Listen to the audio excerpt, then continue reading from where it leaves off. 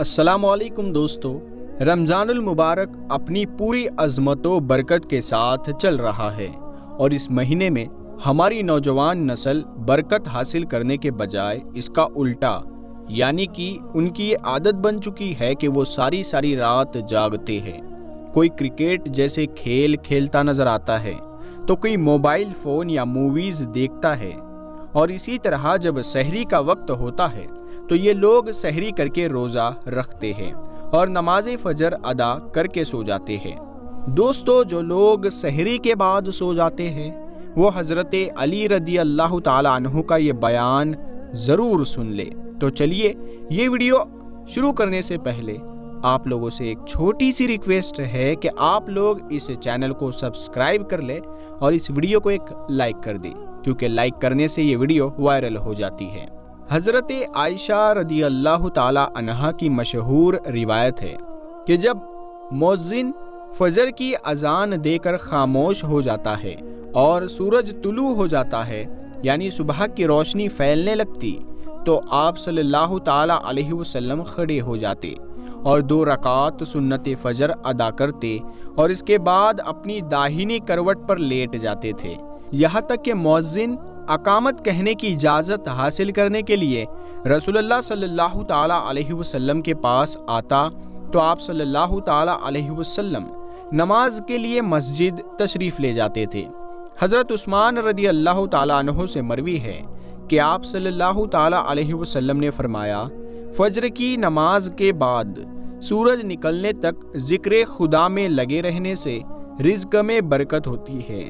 حضرت فاطمہ رضی اللہ تعالی عنہا بیان کرتی ہے کہ میں صبح کے وقت سوئی ہوئی تھی کہ نبی کریم صلی اللہ تعالی علیہ وسلم میرے پاس سے گزرے تو آپ صلی اللہ تعالی علیہ وسلم نے مجھے پاؤں سے ہلایا اور فرمایا، بیٹی اٹھو اور اپنے رب کی طرف سے رزق کی تقسیم میں شامل ہو جاؤ اور لاپرواہ لوگوں کی عادت نہ اپناؤ۔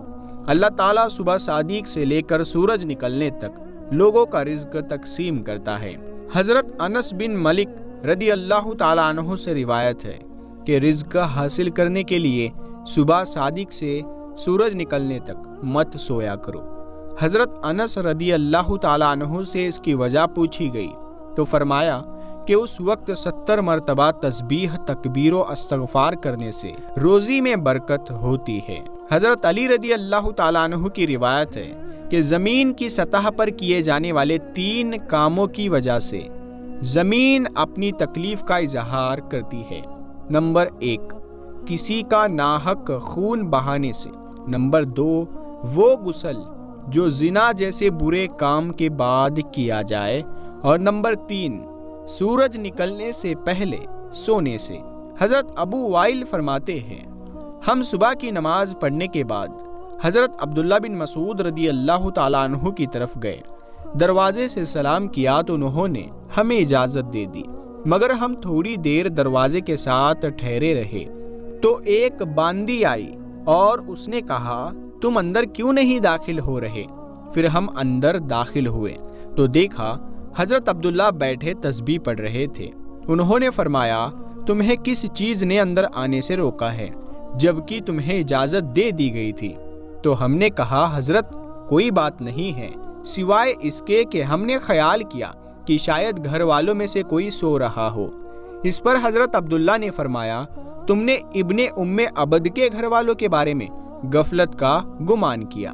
راوی کہتے ہیں، پھر حضرت عبداللہ نے تسبیح پڑھنا شروع کر دی، یہاں تک کہ خیال ہوا کہ سورج نکل گیا ہے تو باندی سے فرمایا، دیکھو کیا سورج نکل آیا ہے۔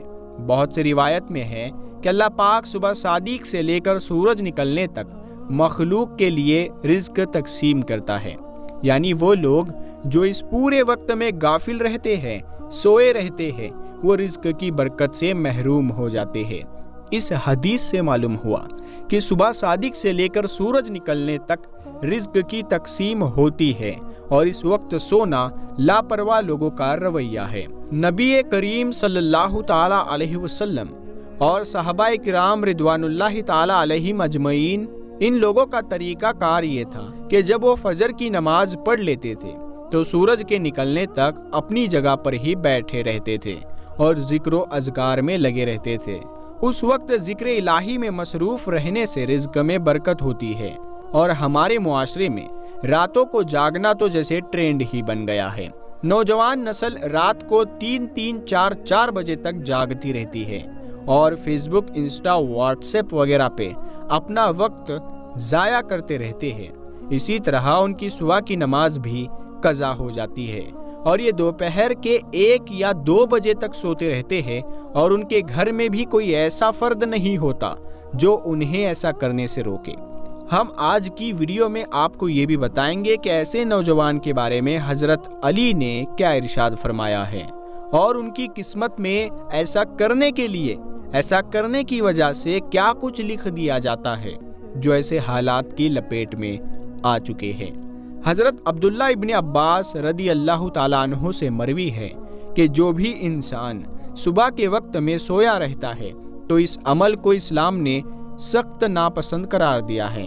ये दोपहर के अलावा किसी भी और वक्त में मत सोया करो, जिसे कैलुल्ला कहा जाता है और इसे दोपहर के वक्त ही अदा किया जाता है।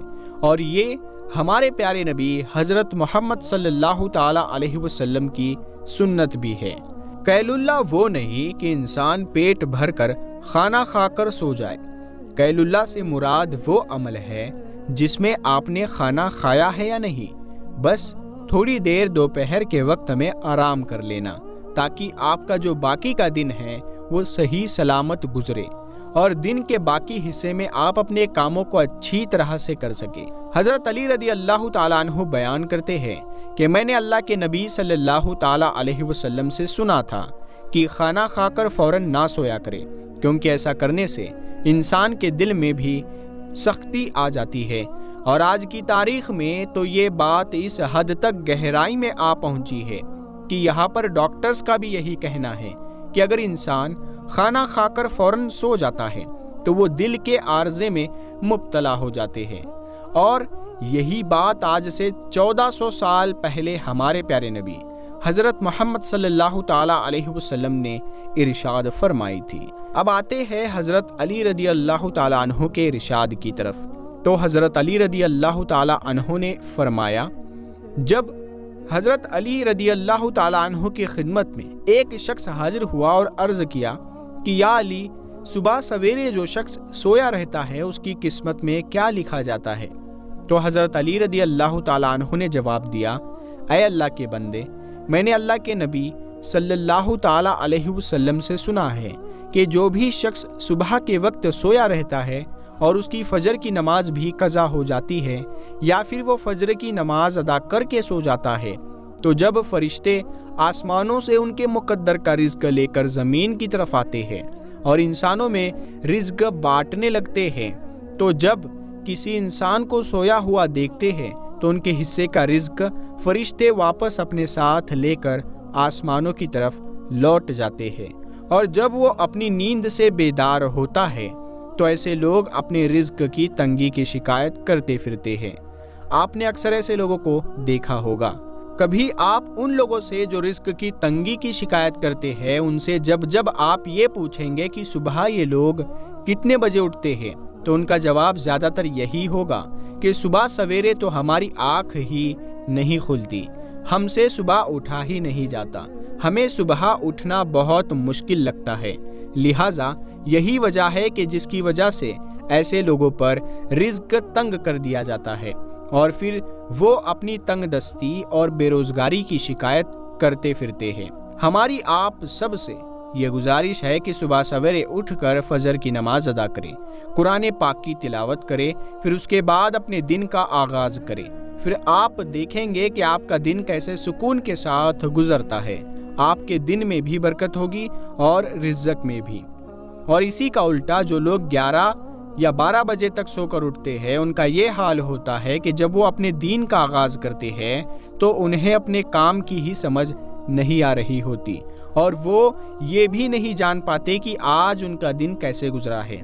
उनका दिन यूं ही पलक झपकते ही गुजर जाता है। और वो लोग जो सुबह जल्दी उठते हैं वो अपने तमाम काम अच्छे कर पाते हैं, उनके रिज़्क में भी बरकत होती है और वो एक पुरसुकून और खुशहाल जिंदगी बसर करते हैं।